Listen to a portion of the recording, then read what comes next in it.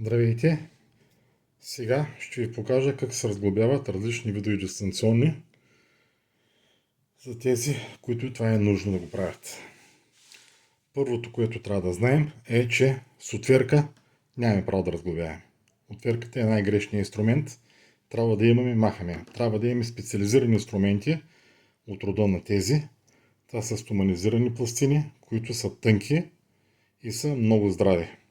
Ако нямате такива, инструмент подобен на този, трябва да е тънко и широко.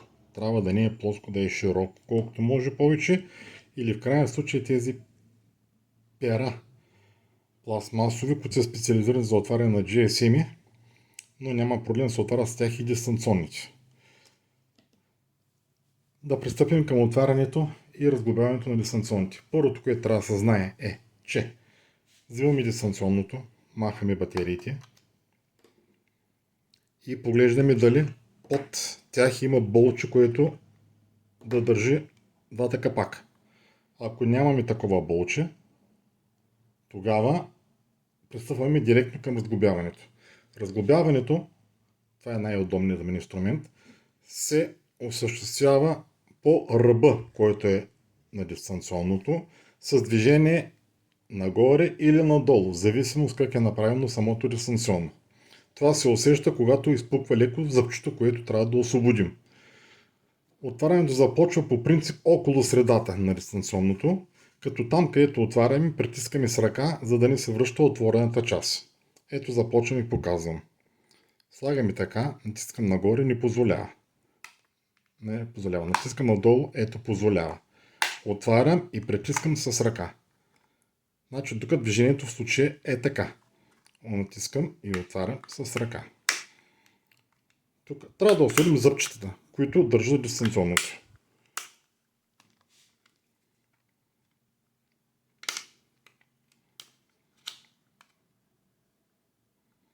Ето нагледно, внимателно, без да внимавате да не ядерите самото дистанционно, защото трябва да не останат никакви следи.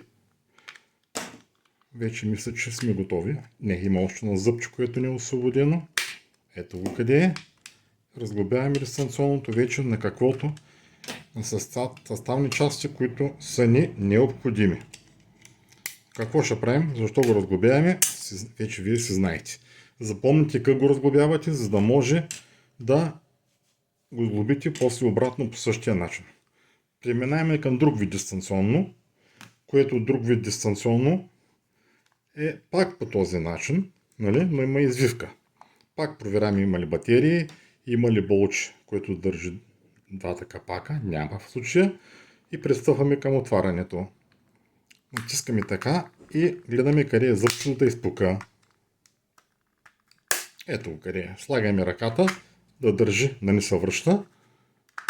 Натискаме отново. Тук отдолу пак ще имаме задължително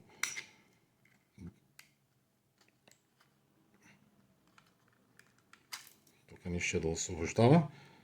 Ще го накарам внимателно. Ето къде. От тази. Не се натиска нищо зверски. Внимателно. Ето как. Готово е, дистанционното е разглобено. Съставни части.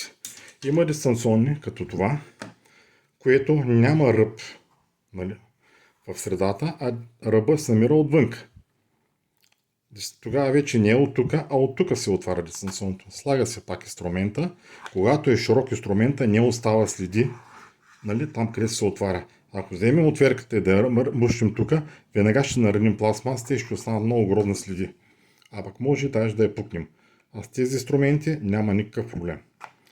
Стискаме така, освобождаваме, слагаме ръката. Стискаме, освобождаваме ръката.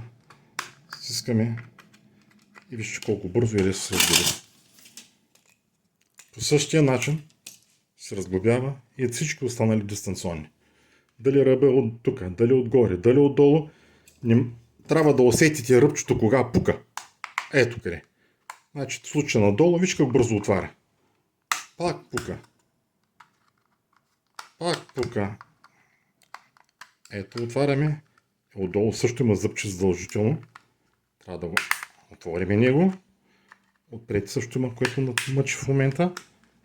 Ще освободим и тук. Сега зъбчето, което